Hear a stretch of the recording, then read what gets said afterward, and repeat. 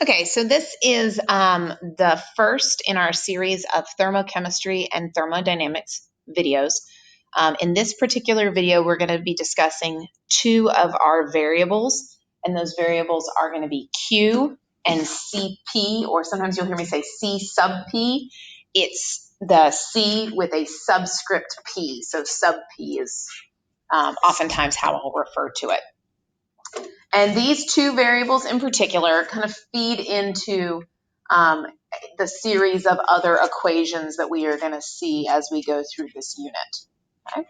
So before we get started with this particular video, you need to make sure that you have your calculator handy, your reference packet handy. Obviously, pencil and paper goes without saying. All right, so first, Q. So the variable Q, you'll sometimes hear it referred to as heat or thermal energy. The units for the variable Q are going to be joules, which is represented by the capital J. And so right now we're going to kind of do some explaining and dispel some kind of false narratives that we've learned over the years. So Q is heat. And we generally will relate heat to temperature because that's how we perceive it. For example, that your body temperature or your average natural body temperature is 98.6 degrees. And you know kind of what the connotations of that are. If your temperature is higher than that or lower than that, there's generally a problem. But temperature itself is not really a measurement of energy. It reflects the motion of the particles. And a substance that we say has a high temperature, we say that because the particles are moving at a high rate of speed. And as they're moving at a high rate of speed, they are colliding often, and those collisions result in a release of heat. And then we perceive that as a higher temperature. And then the opposite of that would then be particles that are moving slowly, or in the case of something that is a solid, simply vibrating in place.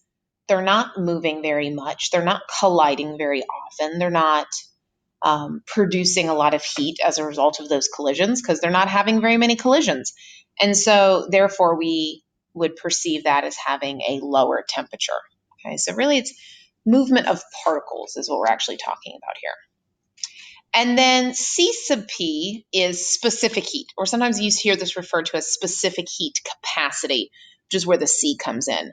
Our unit for this is joules over grams times degrees Celsius, or joules per gram degree Celsius. Specific heat is just that. It is specific. It is unique to every substance. Every substance that you are going to encounter is going to have a different specific heat. And then some substances, depending on their state of matter, will have multiple different specific heats. Water is a great example. Water has a specific heat when it's in the form of ice, a different specific heat when it's in the form of liquid water, and a third specific heat when it's in the form of steam. And there are tables upon tables upon tables that exist in the world that you can look up this information. On our reference packet, and I apologize if there's a glare, but we're going to do the best we can. On our reference packet, in the second box on the first page, you have thermodynamic constants, and you'll see that you have specific heat of water at the bottom of that box. And there's, like I said, 3 different ones based on the particular state of matter. In the table down further on the reference packet, where we've been looking up density, there's also another column, which is specific heat. So you have specific heat values for certain metals. Now, outside of these 2 charts, if you had to know the specific heat of something, I would be giving you that information, because if you go and you try to look it up on the internet, like I said, you're going to get different values depending on what reference you're using. So be safe and always take it off of your reference packet. Okay, so specific heat is defined as the amount of heat energy required to raise the temperature of 1 gram of a substance by 1 degree Celsius. So the definition should make the units make sense. Joules are the heat energy per gram times degrees Celsius. So the mass times the change in temperature, or the degree difference, dividing into the energy required. All right, so we're going to discuss Q first and the applications of Q. So we have two types or two categories of Q problems. The first one is the Q of heating of a substance. And so this equation is on your reference packet. It is about halfway down on your formula sheet. Q equals M C sub P delta T, where Q obviously is the heat energy, M is the mass, C sub P is the specific heat, and then delta T is the change in temperature. Either the temperature is going to be increasing or decreasing. And so when we calculate delta T, we always will calculate it as T final minus T initial. Whatever the final temperature is, subtract the initial temperature gives me the change in temperature. The triangle here, which I referred to earlier as delta, is kind of the universal symbol for change. Okay? And so if we're heating something, we'll need the mass of that substance, the specific heat of that substance, and the change in temperature. And we can plug all those variables in and find Q. And then because we know how algebra works, if I have Q and any two of the other variables, I could determine the third by just rearranging my formula. Okay? The second type of Q problem is Q of a phase change. So when we have a phase change, we're going to focus on two of our changes. The change from solid to liquid, melting and freezing. So if we melt something, we go from solid to liquid. If we freeze something, we go from liquid to solid. And then boiling and condensation. If we boil something, we go from liquid to gas. And if we condense, we go from gas to liquid. And so those particular formulas, they occur at the melting point or freezing point, the boiling point, the condensation point. So there isn't a temperature change. And the amount of energy required to perform those phase changes is a constant based on the substance. And so we just take that constant that is for the substance and multiply it by how much of that substance we have. So as far as we're concerned, we're only going to be doing this with different values of water. And the reason for that is because the heat of fusion and heat of vaporization, respectively, for water are on our reference packet, right above the specific heat of water. And so you just have to remember which one do I use for melting and freezing and which one do I use for boiling and condensation. So the way that I try to kind of remember it is the heat of fusion, F for fusion is like F for freezing, and heat of vaporization, a vapor is a gas. That may or may not help you, but that's how I remembered it when I was trying to learn it. Okay? So we're going to apply information about these formulas to do some examples. And then we'll also get one additional example of a specific heat problem, which is just taking our equation that we have here, rearranging the variables, and solving for specific heat. Okay. All right, so our first problem. When a sample of KCl dissolves in 335 grams of water, the temperature drops from 51.0 to 35.6. Calculate the Q. All right, so I've written you some thought points that you need to be able to come to on your own when you're looking at this type of problem. So first, reading the problem, you have a sample of KCl dissolving.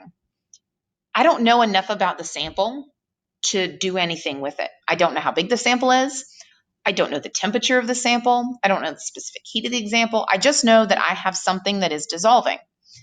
But it's dissolving in the water. And I do know something about the water. The water, I have its mass, 335 grams, and I know what's happening in the water to the temperature change. The temperature is going from 51.0 to 35.6. So the temperature is dropping. Okay, so kind of to preview what we're going to see later, I know that the temperature here is dropping because the reaction that's causing this to dissolve must be sucking in some energy because it's all a closed system, right? The KCl is dissolving in the water. So the KCl, as it dissolves, affects the water, and the water affects the KCl. So as the water is losing heat as it goes from 51 to 35, then that means that the KCl has to be gaining it. So the reaction that dissolves the KCl into its ions requires that heat must be given to it. Okay? It's all a system that's closed together. But anyway, let's get back to what we're doing here. Calculating Q. So I have two temperatures, which means if I have two temperatures, I can calculate a delta T. I also don't have any sign of a phase change word here. I don't see melt, I don't see freeze, I don't see boil, I don't see condense. So this is a Q of heating, or in this case, cooling, right? But it's a change in temperature problem. So the formula that I'm going to be using here is Q equals M C sub P delta T. And I just need to plug into my equation. So let's start looking at what we have. I know that the water's changing temperature and I have the mass of the water. So I'm going to plug in the water for M, 335 grams. Then C sub P. Well, I'm changing the temperature of water. I need the specific heat of water. So I'm going to go to my reference packet. I'm going to find the specific heat for liquid water. So I've got a ice, a steam, and a liquid. I need the one for liquid. 4.18 joules per gram degree Celsius. 4.18 joules per gram degrees Celsius. That's my C sub P. Now I need my delta T. So looking at the problem, I need delta T is T final minus T initial. So my temperature is going from 51 to 35. So this is my TI and this is my TF. So 35.6 minus 51.0. All right, so then I just plug and chug, right? We're going to do math. So 35.6 minus 51 is going to give me a negative value. A negative times a positive and a positive is going to give me a negative value. So Q equals negative 21564.62 joules. And then now I need to consider my significant figures. 335 has 3. 4.18 is a constant. And when I subtract these, I'm going to have 3 significant figures. So I'm going to have 3 sig figs here. 1, 2, 3. The 6 is going to round over. So this is going to be negative 21,600 joules. Okay. And the negative Q value tells me I'm losing heat energy.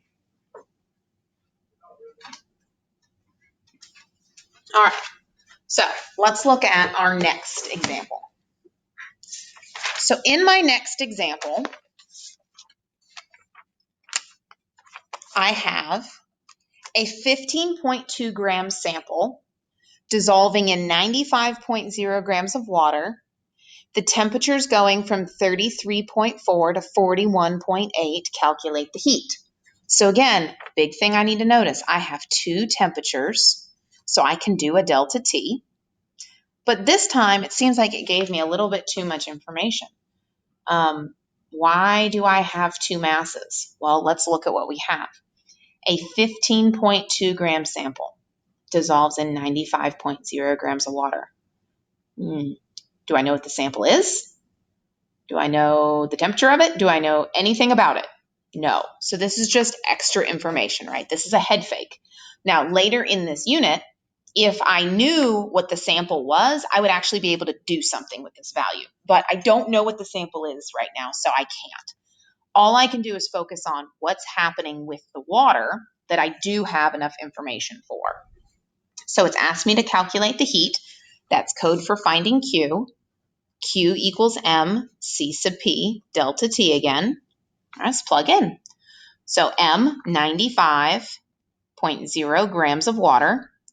The specific heat of water in its liquid form, 4.18 joules per gram degrees Celsius. T final minus T initial. So the temperature goes from 33.4 to 41.8. So this is my T initial. This is my T final. So T final, 41.8 minus T initial, 33.4. All right, plug and chug, friends. So 95.0 times 4.18 times 41.8 minus 33.4. So that gives me 333,564. All right, let's check our sig figs. 3, constant, 3 and 3. So I can keep 3. So Q is going to be equal to 1, 2, 3, 5 is going to round. 3340 joules. All right, and if you didn't catch what's happening with the units, the grams and grams cancel, the degrees Celsius and the degrees Celsius cancel. So all that leaves me with is joules. So that's my answer for that one. All right, let's look at our next one. How much heat is required to increase the temperature of 31.5 grams of steam from 101 to 107 degrees Celsius? All right, so what things have changed here? Well, I still have a mass. I still have an initial temperature and a final temperature. So I'm doing a delta T, but notice what my substance is. This is not liquid water. It is steam. And because it is steam, it's going to have a different C sub P value. The math part is going to be the same. I'm still going to plug in. I'm still going to solve. I just have to make sure that I plug in the appropriate C sub P for this. So Q equals M C sub P delta T, where my mass is 31.5 grams. And then I need to go to my reference packet. The C sub P for steam, right here, 2.02 joules per gram degree Celsius. So I'm going to plug in 2.02 joules per gram degree Celsius. And then T final, 107 minus T initial, 101. 31.5 times 2.02 times 107 minus 101. Q equals 38178. All right, check our sig figs. I've got 3, I have a constant, I have 3, and I have 3. So 1, 2, 3, the 7 rounds over. Q is 382 joules. Okay. All right, number 4. How many joules does it take to melt 47 grams of ice at 0 degrees Celsius? So right away, you should hone in on this phase change word. Because I have a phase change word, I cannot use Q equals MC sub P delta T. Another reason I can't use it is I only have one temperature. I can't do anything with one temperature. And that temperature is really just a head fake because it was given to me that this was a phase change problem. Okay. So I have 2 equations for my phase change, and I need to figure out which one is appropriate to use here. So if I'm melting, is it Q equals MHV or Q equals MHF? Melting is like freezing. They're the same phase. They're just the different direction. So this is going to be Q equals MHF. Okay. So I need to come to my reference packet. I need to look up the heat of fusion of water. So the heat of fusion of water is 334 joules per gram. That is a constant. So I'm going to plug in my 47 grams with my 334 joules per gram. My grams are going to cancel. It'll leave me in joules. 47 times 334 gives me 15,698. Okay. All my sig figs are going to come from 47 because this guy's a constant. So 2 sig figs. 1, 2, this rounds over, 16,000 joules. All right. We just got a handful more examples here. All right, let's look at number 5. How many joules does it take to boil 105 grams of water? So again, we've got a phase change word here, and notice no temperatures. So the only thing I can do here is hope it's a phase change, because without any temperature information, there's no delta T to be had. So boil, Q equals mHV, because when I boil it, I'm going to make a gas. Gas is a vapor, vaporization. My mass is 105, and my heat of vaporization, 2,260 from my reference packet.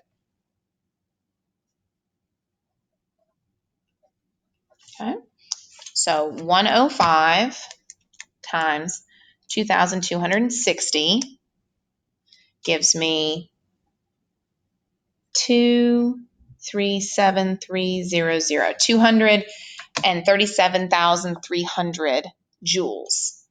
The 105 is 3 sig figs. Remember, this guy's a constant, so 1, 2, 3. The 3 is not going to round, so 237,000 joules is my answer. Okay, so the last couple questions here is dealing with putting together some of our different Q expressions. These are a little bit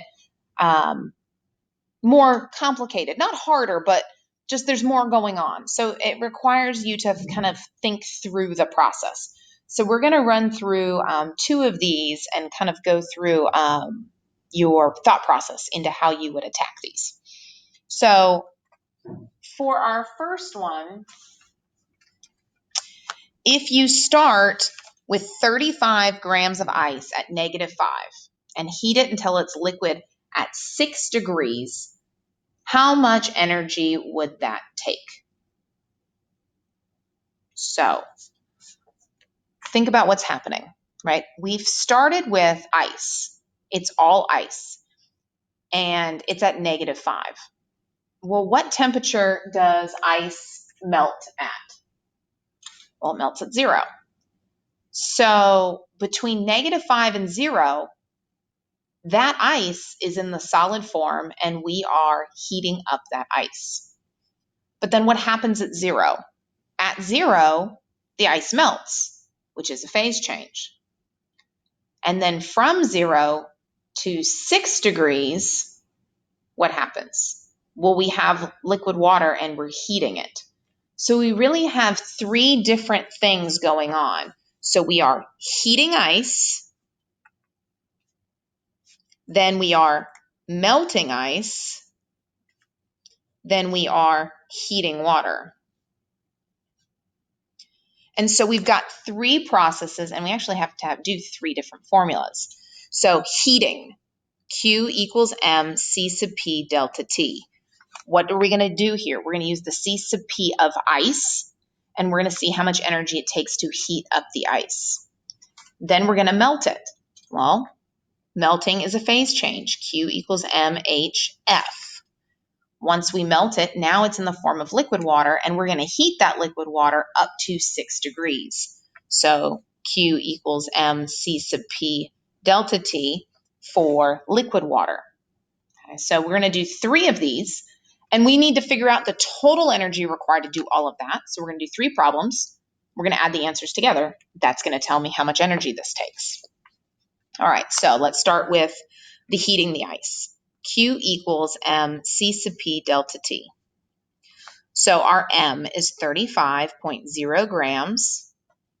We're going to heat up ice. So I go to the reference packet. I find the specific heat of ice is 2.05 joules per gram degrees Celsius. And then my change in temperature. So T final is going to be 0 degrees because that's when it's going to stop heating and start melting. My initial temperature is the -5. So remember, I'm T final minus T initial, and it just happens to be that my T initial is negative. So I'm going to negative a negative or minus a negative, subtract a negative. Let me use better grammar. All right, so let's math this one, like mathing is a verb. 35.0 times 2.05 times 0 minus a negative 5.0. And that gives me 358.75 joules. All right, so that's how much energy that part of the process took, right? So we've taken the ice. It was -5. We heated it up to 0. At 0, now we enter the melting territory. So now we got to do our melting formula. Q equals MHF. So what's my mass? Still 35, right? That's how much ice I had. Now that's water. So 35, or it's about to be water, times the heat of fusion for water on my reference packet is 334 joules per gram. So I'm going to multiply those things. So 35.0 times 334. So 11,690 joules. Okay. All right, so now I've melted. So the last thing I'm going to do is heat up my newly formed water. So Q equals MC sub P delta T. So my mass is still 35. It's liquid water now, so 4.18. And I'm heating it up to 6. So T final is 6.0 degrees. T initial is 0. Remember that it's going to melt. Melting point, freezing point is 0 degrees Celsius. So 0 is my temperature. So 35.0 times 4.18 times 6.0 minus 0. We could have just done 6.0, but 6.0 minus 0 is fine as well. 877.8 joules. Okay, so those are all the joules that are necessary at each step. So how many joules are necessary to do all of this? Add them up. So 358.75 plus 11,690 plus 877.8. 12,926.55 joules. All right. Now let's sig fig. So go back to the original problem because pulling it out of here is going to be hard. Go back to the numbers you were given. So 35.0 is 3 sig figs, 5.0 is 2, and 6.0 is 1. So it looks like I'm keeping 2. So 1, 2, the 9 rounds over. So 13,000 joules is what is required. Okay. All right, so let's go to our next example. How much heat energy is required to raise the temperature of 5 grams of ice and 225 grams of water at 23.0 degrees Celsius to 45.2 degrees Celsius? All right, so let's think what's happening here. I have the ice, but it's already in some liquid water. Whereas with number 6, everything I was starting with was ice. So I have ice. It's sitting in the water. I don't know the initial temperature of the ice. If I did, I would have to heat the ice from that temperature to the melting point, freezing point, and then melt it. But I don't have that information. So it must be just assuming in this question that I'm going to just go straight into melting the ice. I feel like that information probably should have been given, but it wasn't. So we're going to carry on. If it was, just know we would be heating the ice like we did here first. So I'm going to melt the ice. And once I melt the ice, it's now water. And then I'm going to heat that combined volume of water in this temperature change. And when I say combined volume of water, remember that when the ice melts, that 5 grams of ice combines with the 225 grams of water that's already there. So I'm going to have a total of 230 grams of water that I'm now going to be heating.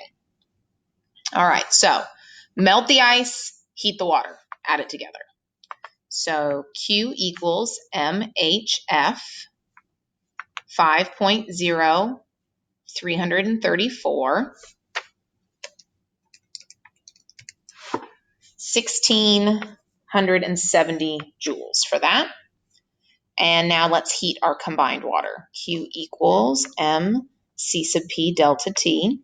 So 225 and 5, I have 230 grams of water. It's liquid water now, so 4.18 from 23 to 45. So T final is 45.2 minus T final T initial 23.0. So 230 times 4.18 times 45.2 minus 23.0. 21343.08. Okay. So this is the amount of energy it took for me to melt the ice. This is the amount of energy it took for me to heat the water. Let's add them together. So a combined total of 2301308. Sig figs. 2, 3, 3, 3. So 2, 1, 2. So let's go with 23,000 joules. Okay. All right. And our last one. What is the specific heat of a sample of gold if the temperature of a 18.21 gram sample increases 8.2 degrees Celsius when 16.5 joules of heat is added? So this question's asking me to find specific heat, which we know to be the variable C sub P. In my Q equation, Q equals MC sub P delta T, I can find all of the variables that are mentioned, right? M is going to be grams, Q is going to be joules, and the temperature increases, that's my temperature change. So I just need to rearrange my formula to solve for specific heat. So I can take the Q, divide by the M and the delta T, and that gets me C sub P by itself. So Q over mass delta T is equal to CP, and then plug in 16.5 joules divided by 18.21 grams times 8.2 degrees Celsius. Biggest thing you need to watch is make sure that your mass and your delta T end up in parentheses together when you plug it in your calculator so you don't hate your life. Because if you don't put it in parentheses, it's going to divide by the mass and multiply by the change in temperature, and you're going to get the wrong answer. So 18.21 times 8.2. 0.110499. All right, and then we'll sig fig this thing. 4, 2, 3, looks like I'm going 2. 1, 2, the zero is not going to round. 0.11 joules per gram degrees Celsius. Okay. So as we go over the next couple days of information, just like always, there will be new lecture videos that are posted to help supplement what you're getting in class if you just need to hear it again. This is a section where there's a lot going on. None of the math is really all that complicated. It's a lot of like what you just saw here, plug and chug. But as we add more formulas, you need to just make sure that you're working diligently to keep them straight.